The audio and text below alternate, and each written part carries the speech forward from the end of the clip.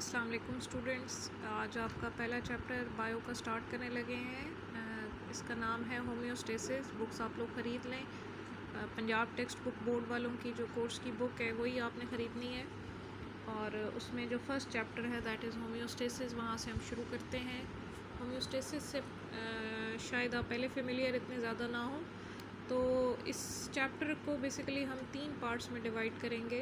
पूरा chapter actually is a mixture of 3 different components. तो homeostasis के अंदर हम 3 मेन पार्ट्स, आपकी बॉडी के अंदर जो मेन फंक्शंस हो रहे हैं उनको डिस्कस करेंगे। जिसमें पहला पार्ट हम ऑस्मो रेगुलेशन देखेंगे, दूसरा हम उसको डिटेल में देखेंगे एक्सक्रीशन वाले टॉपिक को, और थर्ड आपके पास आ जाएगा थर्मो रेगुलेशन। तो समझ लें कि 3 छोटे चैप्टर मिला के आपका एक बड़ा चैप्टर बनाया गया। स्टार्ट करते हैं। जो फर्स्ट पेज आपकी बुक में मौजूद है उसमें जस्ट कुछ डेफिनेशंस हैं जो आपने खुद उनको अंडरलाइन करके, तो या तो उसी की तस्वीर बना के भेजनी है, पिक बना के आप जहाँ जहाँ जो जो डेफिनेशंस होंगी और इम्पोर्टेंट पॉइंट्स होंगे वो आपने अंडरलाइन करने हैं, या फिर आप उसको नोट्स की फॉर्म में बना लेंगे। जो आप मुझे तस्वीर बना के अपने नोट्स की या बुक के ऊपर जो चीज़ें आपने अंडरलाइन की होंगी डेफिनेशंस की फॉर्म में या शॉर्ट क्वेश्चंस की फॉर्म में, तो उसकी पिक बना के आप मुझे सेंड करेंगे, वही आपकी अटेंडेंस काउंट होगी। ठीक है, तो स्टार्ट करते हैं। पहला आपके पास जैसे चैप्टर का नेम आपको नज़र आ रहा है दैट इज़ होम्योस्टेसिस है। Homeostasis is the word which is mixture of 2 different words. पहला होम्यो है, दूसरा स्टेसिस है। होम्यो का मतलब होता है सिमिलर, एक जैसे, सेम कंडीशंस अगर मेंटेन रहें तो उसके लिए हम वर्ड होम्यो का लफ्ज़ इस्तेमाल करते हैं। इसका जो एंटोनिम्स हैं या जो इसका उलट है वो हेट्रो कहलाता है। Hetero mean different, homeo mean same, similar. Next जो दूसरा पार्ट है वो स्टैटिक से निकला है। स्टैटिक आपको पता है रुकी हुई चीज़ को कहते हैं, साकित जामिद चीज़ को कहते हैं। तो स्टेसिस कहते हैं स्टेबल, जिसमें बहुत कम चेंज हो रहे हों, माइनर फ्लक्चुएशंस हो रही हों, उसके लिए वर्ड जो है वो हम स्टेसिस का लफ्ज़ इस्तेमाल करते हैं। तो होम्योस्टेसिस इसका मतलब ये बनता है कि maintaining of conditions in nearly constant state. किसी भी बॉडी की या किसी भी सिस्टम की कंडीशंस को आप अगर ऐसे रेगुलेट कर लें कि उसमें चेंजेस ना हो रही हों, तो हम कहते हैं कि हमने इसको होम्योस्टेसिस पे ला दिया है। तो ये फिनोमेना नेचर में भी आपकी बॉडी में हो रहा है। नेचर में आपकी बॉडी में कहाँ हो रहा है? आपकी बॉडी में मुख्तलिफ़ प्रोसेसेस हैं जो सुबह से लेकर शाम तक इवन 24 आवर डेली एक्टिविटीज़ में आप परफॉर्म करते हो। आप खाना खाते हो, वो आपकी बॉडी का पार्ट बनता है। फिर आप खुद देखें कि जब आपको आपकी बॉडी में एनर्जी की कमी हो जाती है, आपको फिर भूख महसूस होती है, तो फिर आपको कोई ना कोई चीज़ लेनी पड़ती है। यानी एक सिस्टम है जिसके ज़रिए आपको कोई बताता है कि आपकी बॉडी में ये चेंज आ रहा है। अब आपके जिस्म में एनर्जी की कमी हो रही है, अब आपको खाना खाना चाहिए, अब आपको पानी की कमी हो रही है, सेल्स जो हैं वो डिहाइड्रेट हो रहे हैं, अब आपको प्यास महसूस होगी, अब आपको पानी पीना चाहिए। इसी तरह से जब गर्मी के गर्म मौसम में आप निकलते हैं तो आपको पसीना आना शुरू हो जाता है। पसीना एक जो पर्सपायरेशन है, स्वेट प्रोडक्शन है, इट्स ऑल्सो अ फिनोमेना जो हम स्टडी करेंगे होम्योस्टेसिस के अंदर। ठीक है, तो ये एक बहुत वाइड रेंज है जो आपकी बॉडी में पूरा प्रोसेस कंट्रोल कर रही है। जैसे आपको पता है कि आपकी बॉडी का जो मेन मास्टर पार्ट है दैट इज़ ब्रेन, तो बेसिकली कंट्रोल सारा उसी के हाथ में है। वही इस सारे प्रोसेस को मेंटेन रखता है कि किस चीज़ की कितनी बॉडी को ज़रूरत है और कितनी नहीं है, कब इसका लेना बंद कर देना है और कब इसको मज़ीद चाहिए होगा। तो ये सारा सिस्टम जो आपके नोइंगली और अननोइंगली, कॉन्शियसली और अनकॉन्शियसली आपको पता हो या आपको ना पता हो, अंदर ही अंदर ये सिस्टम चल रहा होता है और ये आपकी बॉडी की इंटरनल कंडीशंस को मेंटेन रखने में मदद देता है। तो इंटरनल कंडीशंस तमाम एनिमल्स और प्लांट्स जो हैं वो अपने अपने तरीके से मेंटेन करते हैं। कोई अपनी बॉडी का टेम्परेचर कांस्टेंट रख सकता है, कोई अपनी बॉडी का टेम्परेचर कांस्टेंट नहीं रख सकता। किसी को ज़्यादा पानी की ज़रूरत होती है, किसी को कम पानी की ज़रूरत होती है। प्लांट्स भी आप देखते हो। तो होम्योस्टेसिस हर ऑर्गेनिजम्स की रिक्वायरमेंट डिफरेंट होती है। ठीक है, तो होम्योस्टेसिस में इंट्रोडक्शन मेरा ख्याल आपको समझ आ गया होगा कि ऐसा मैकेनिज़्म जिसमें कोई भी पौधा या कोई भी जानवर, एनिमल है, इंसान है, ह्यूमन बीइंग्स हैं, they can trying to keep their body condition internal body conditions, आपके बॉडी के इंटरनल टेम्परेचर है, वाटर का बैलेंस है, आयंस का बैलेंस है, ये सारी आपकी इंटरनल कंडीशंस कहलाती हैं। Trying to keep the internal conditions nearly constant, constant तो कोई नहीं रख सकता, नियरली कांस्टेंट एक रेंज के अंदर, नैरो रेंज के अंदर मेंटेन करने की जो कोशिश है, दैट इज़ कॉल्ड होम्योस्टेसिस। तो आपकी बुक में भी एक डेफिनेशन दी हुई है, उसको वहाँ से आपने ढूंढना है। मैंने नहीं लिखी वो इसलिए कि आप खुद बुक खोलेंगे और उसको ढूंढेंगे, फर्स्ट पेज पे आपको मिलेगी, आपने उसको अंडरलाइन करना है या हाईलाइटर से हाईलाइट करना है। और डेफिनेशन को एक मैंने भी बता दी है कि it's ability of a system to regulate the internal environmental conditions nearly constant, इसको बराबर बराबर रखने के लिए जो भी कोशिश की जा सकती है किसी सिस्टम के अंदर, तो चाहे वो नेचुरल हो आर्टिफिशियल हो, तो that process is called homeostasis. Define कर लिया आपने, आपको समझ आ गई कि ये सिस्टम है क्या। अब आपकी बॉडी पे आ जाएं तो आपकी बॉडी में क्या क्या चीज़ है जिसको रेगुलेट करना आपकी लाइफ के लिए ज़रूरी है। तो इसमें सबसे पहले वाटर कितना आना चाहिए, कितना बाहर निकलना चाहिए, कब पसीना आना चाहिए, कब नहीं आना चाहिए, कितना यूरिन प्रोड्यूस होना चाहिए, कितना नहीं होना चाहिए, तो ये सारा मेंटेनेंस है। इसी तरह से सोल्यूट्स हैं, आयंस हैं जो आपकी बॉडी के लिए बहुत रिक्वायर्ड है, सोडियम हो गया, पोटाशियम हो गया, इंपॉर्टेंट आयंस हैं। कितने सोल्यूट आपकी बॉडी में रखने ज़रूरी हैं, कब इनकी कमी होगी, कौन बताएगा, तो ये सारा प्रोसेस जो है इसको मेंटेन रखना बहुत ज़रूरी होता है। ये मेन कंपोनेंट्स कहलाते हैं इंटरनल एनवायरनमेंट के, जिनको रेगुलेट करना ज़रूरी है। वाटर है, सोल्यूट्स हैं, फिर आपकी बॉडी का टेम्परेचर है, एनिमल है, प्लांट्स में तो इतना ज़्यादा होम्योस्टेसिस का रोल नहीं होता, ज़्यादातर एनिमल्स में ही आपको नज़र आएगा। तो एनिमल्स की बॉडी के अंदर अगर टेम्परेचर को देखा जाए तो कुछ एनिमल्स जो हैं वो अपना बॉडी टेम्परेचर कांस्टेंट रख लेते हैं, जिसमें हम भी शामिल हैं। जैसे आपकी बॉडी का टेम्परेचर 37 डिग्री सेंटीग्रेड रहता है, या आपकी इसको फ़ॉरेनहाइट में देखें तो 98.5 फ़ॉरेनहाइट आपकी बॉडी का टेम्परेचर मेंटेन रहता है। हाँ, बुखार हो जाए तो फिर आपका टेम्परेचर इससे बढ़ना शुरू हो जाता है, लेकिन नॉर्मली गर्मियाँ हों, सर्दियाँ हों, आप ठंड में बैठे हों, आप एसी में बैठे हों, आप धूप में जा रहे हों, तो नियरली आपकी बॉडी पूरी कोशिश कर रही होती है कि आपकी बॉडी का टेम्परेचर जो है वो मेंटेन रखा जाए। लेकिन बाकी कुछ एनिमल्स ऐसे हैं जो नहीं मेंटेन रख सकते, बाहर ठंड होगी तो वो भी जम जाएंगे, बाहर गर्मी होगी तो वो भी, उनकी बॉडी का टेम्परेचर भी बढ़ जाएगा, तो उनमें और मैकेनिज़्म होगा। बहरहाल टेम्परेचर मेंटेन रखने को थर्मोरेगुलेशन कहते हैं। वाटर एंड सोल्यूट के बैलेंस को ऑस्मोरेगुलेशन कहते हैं। Osmo mean water, osmotic balance ions and water का बैलेंस होता है। फिर आपकी बॉडी में कुछ वेस्ट प्रोड्यूस होते हैं due to break down of food particles. आपने न्यूट्रिशन वाले चैप्टर में पढ़ा था, प्रोटीन जब भी टूटते हैं तो बेटा नाइट्रोजनस वेस्ट प्रोड्यूस होते हैं। ये नाइट्रोजनस वेस्ट आपकी बॉडी के लिए जहर है, नुकसानदेह है, तो इनका भी properly removal of the nitrogenous waste from the body, ये प्रोसेस जो आपकी बॉडी में से होता है इसको एक्सक्रीशन कहते हैं, निज़ाम इखराज कहा जाता है। इस चैप्टर के अंदर हम वो भी पढ़ेंगे। फिर आपकी बॉडी में कुछ केमिकल्स हैं जो बेटा आपकी बॉडी के सारे फंक्शंस को रेगुलेट करते हैं। These are called hormones. ये मुख्तलिफ बॉडी के ग्लैंड से प्रोड्यूस होते हैं, तो इन हार्मोन्स का लेवल भी मेंटेन आपकी हेल्दी लाइफ के लिए बहुत ज़रूरी है जी। हार्मोन ज़्यादा हो गए तब भी प्रॉब्लम होगा, हार्मोन्स कम निकल रहे हैं तब भी प्रॉब्लम होगा।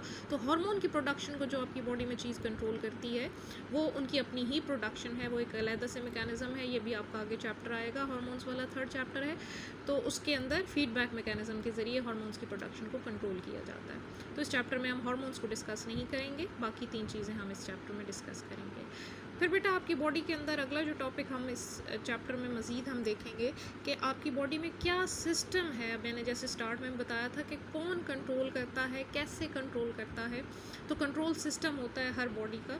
तो लिविंग थिंग्स के अंदर अगर हम एक सेल की एग्जांपल लें तो कंट्रोल सिस्टम सेलुलर लेवल से लेके बॉडी ऑर्गेनिज्मिक लेवल तक है। आपकी बॉडी 2 लेवल पे स्टडी हम की जाती है। एक सेल का एनवायरनमेंट होता है, यानी आपकी बॉडी के अंदर जो सेल मौजूद है उसके इर्द गिर्द क्या एनवायरनमेंट है, दैट इज़ इंट्रासेलुलर एनवायरनमेंट, ठीक है। इंटरसेलुलर एनवायरनमेंट आएगा।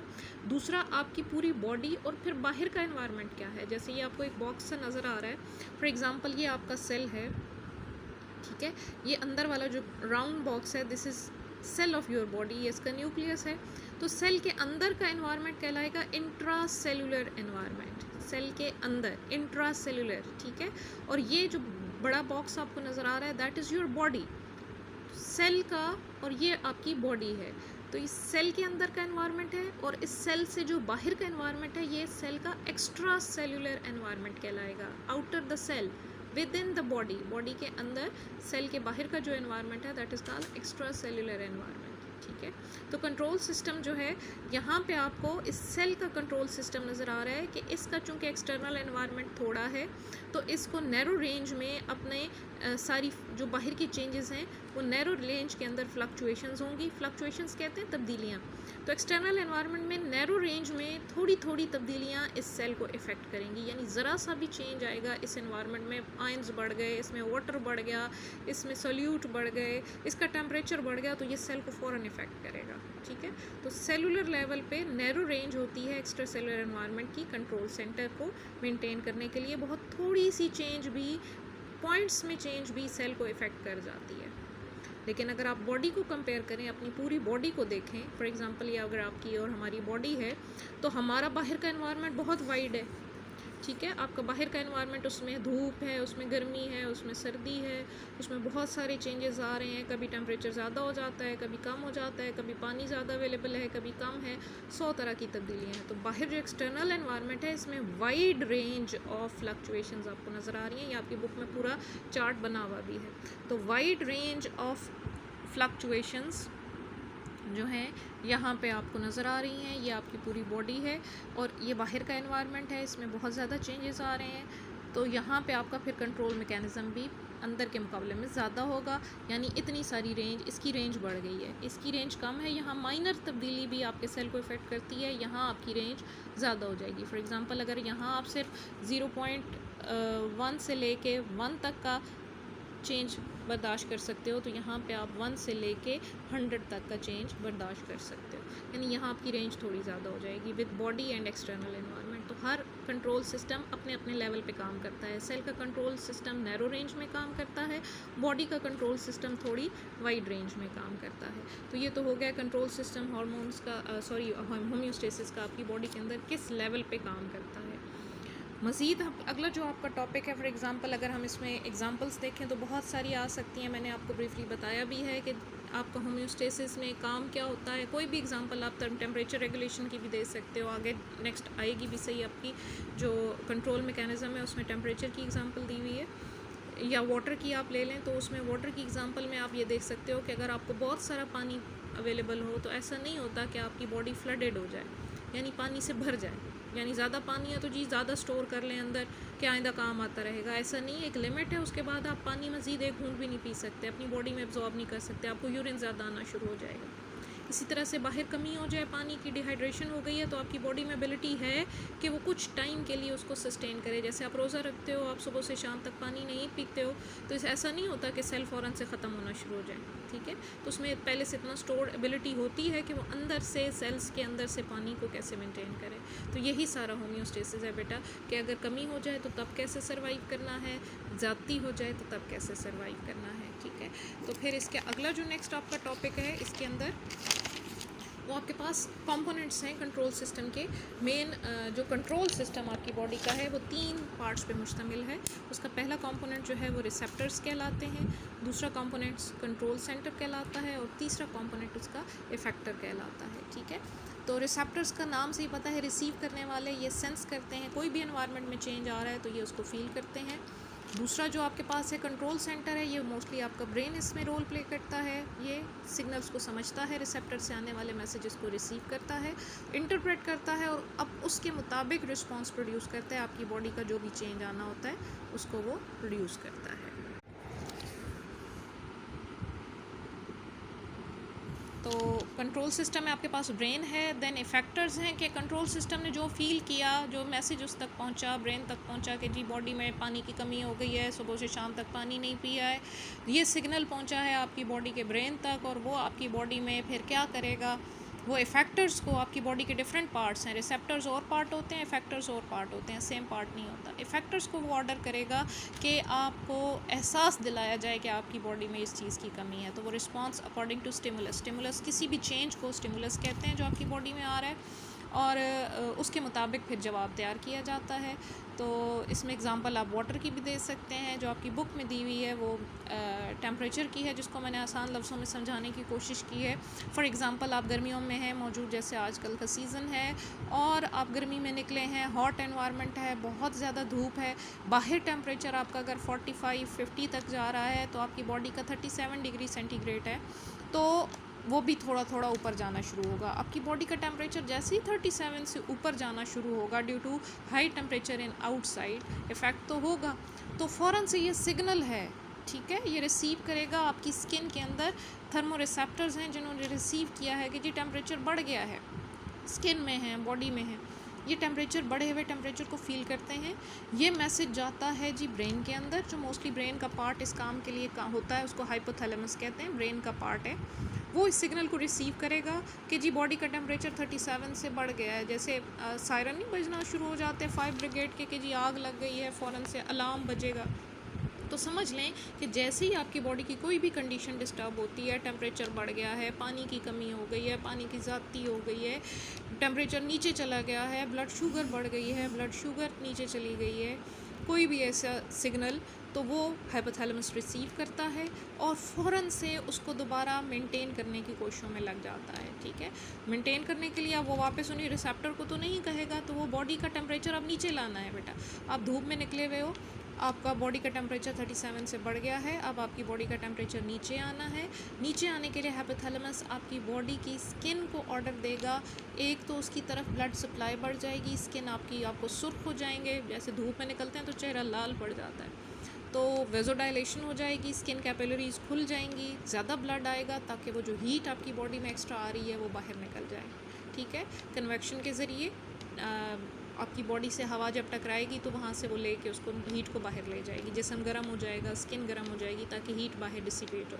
सेकेंडली आपकी बॉडी के जो स्वेट ग्लैंड्स हैं, पसीना प्रोड्यूस करने वाले ग्लैंड हैं, वो फ़ौरन से ओपन हो जाएंगे और आपकी बॉडी से पसीना निकलना, पसीना असल में वाटर और आयंस होते हैं, सल्यूट होते हैं, तो वो उसका क्या रोल है बॉडी का टेम्परेचर डाउन करने में कि जैसे ही वो पानी आपकी स्किन पे आएगा पसीने की शक्ल में और हवा के अंदर चलने की वजह से वो एवेपोरेट करेगा, तो एवेपोरेशन के नतीजे में हमेशा कूलिंग प्रोड्यूस होती है, आपकी बॉडी को ठंडक महसूस, टेम्परेचर नीचे आना शुरू हो जाएगा। या आप आके धूप से आके तो पंखे के नीचे बैठेंगे तो ठंड महसूस होती है, तो एक्चुअली वो आपको पसीना एवेपोरेट होता है, कूलिंग इफेक्ट काज करता है और आपका बॉडी का टेम्परेचर दोबारा 37 पे आना शुरू हो जाता है। तो ये सारा मैकेनिज़्म है कैसे कंट्रोल किया जाता है आपकी बॉडी के टेम्परेचर को, या आगे मज़ीद हम देखते जाएंगे कि सॉल्यूट कैसे बैलेंस होंगे, थर्मो रेगुलेशन, ये तो ब्रीफ डिस्क्रिप्शन थी, ठीक है। फिर यहाँ पे एक और टॉपिक हम पढ़ेंगे आगे जाके कंट्रोल करने के लिए, फीडबैक मैकेनिज़्म। देखें अगर हमारी बॉडी का टेम्परेचर गिरता ही जाए, कोई बताने वाला ना हो, तो हमारी बॉडी का टेम्परेचर 37 से बहुत नीचे चला जाएगा, मुसलसल पसीना आने, तो कोई रोकना वाला भी तो होना चाहिए ना कि जी बस अब 37 हो गया है। जैसे तराजू होता है ना, आप एक साइड पे वेट रखते हो तो दूसरी साइड पे चीज़ तोलते हो, तो जब इक्वल हो जाते हैं तो फिर आप उसको बस कर देते हो। तो सेम इसी तरह जब 37 पे आपका टेम्परेचर पहुंच जाएगा और उससे फिर मज़ीद नीचे जाना शुरू हो जाएगा ड्यू टू दिस प्रोसेस पर्सपायरेशन की वजह से, तो अब फिर ये सिग्नल का काम करेगा कि भाई टेम्परेचर नीचे जा रहा है, इसको रोको, तो फिर दोबारा से सिग्नल जाएगा और इस प्रोसेस को स्टॉप कर दिया जाएगा, ठीक है। ये फीडबैक मैकेनिज़्म कहलाता है कि अपनी ही आउटपुट, जो आपकी आउटपुट थी ये आउटपुट है, ठीक है। बॉडी टेम्परेचर 37 तक जा रहा था, बल्कि उससे भी नीचे जा रहा था, जब बहुत नीचे जाना शुरू हो जाता है तो यही आउटपुट इनपुट का रोल प्ले करेगी और जाके सारे प्रोसेस को स्टॉप कर देगी। तो that mechanism is called feedback mechanism. यहाँ पे मैंने उसकी डेफिनेशन भी लिख दी है कि when outputs of a system are routed back as input, यानी आउटपुट खुद ही इनपुट का काम करे और प्रोडक्शन या को तेज़ कर दे या इनहिबिट कर दे, तो that is called feedback mechanism. अगर तो वो अपने ही इसी प्रोसेस को बढ़ाए तो दैट इज़ पॉजिटिव फीडबैक, और अगर इस प्रोसेस को स्टॉप कर दे प्रोडक्शन को तो दैट इज़ नेगेटिव फीडबैक। तो ये आपका आज का लेक्चर था। अगर कोई चीज़ नहीं समझ आई, कोई पॉइंट समझने वाला है, ये तब तक नहीं समझ आएगा जब तक आप नोट्स नहीं बनाओगे, जब तक अपनी बुक्स नहीं ख़रीदोगे। तो ये इसको बुक्स को ख़रीदें, इस टॉपिक को पढ़ें, अपनी बुक पे अंडरलाइन करें या नोट्स बनाएं, प्रॉपरली डिफ़ाइन, ये मेरे वाले नहीं इस तरह से बना के दिखा देने, आपने अपनी बुक सामने रखनी है, अपनी हेल्पिंग बुक सामने रखनी है, और उसमें से ये सारी चीज़ें मैंने उसी में से उठाई हैं, कोई बाहर से नहीं ली है, सिर्फ आपको एक्सप्लेन किया है। तो आपने नोट्स बना के और मुझे तस्वीरें उसकी व्हाट्सएप इसी ग्रुप में करनी है, ठीक है। कोई चीज़ नहीं समझ आई तो आप पूछ सकते हो। Thank you.